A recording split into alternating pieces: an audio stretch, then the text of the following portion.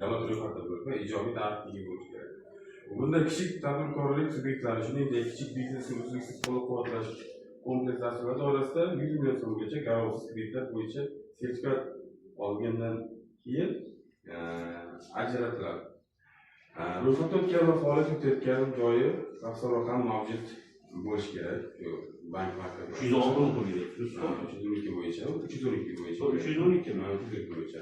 Kichik biznes uzluksiz qo'llab-quvvatlash kompleks dasturlar doirasida 100 million so'mgacha garovsiz kreditlar bo'yicha sertifikatlar olgandan keyin ajratilgan PQ 312 talablariga mos keladigan loyihalar bundan mustasno. Loyihani amalga oshirish va oilaviy muammolar bo'lishi kerak.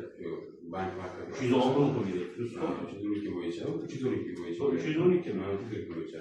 Kichik biznes uzluksiz qo'llab-quvvatlash kompleks dasturlar doirasida 100 million so'mgacha garovsiz kreditlar bo'yicha sertifikatlar olgandan keyin ajratilgan PQ 312 talablariga mos keladigan loyihalar bundan mustasno.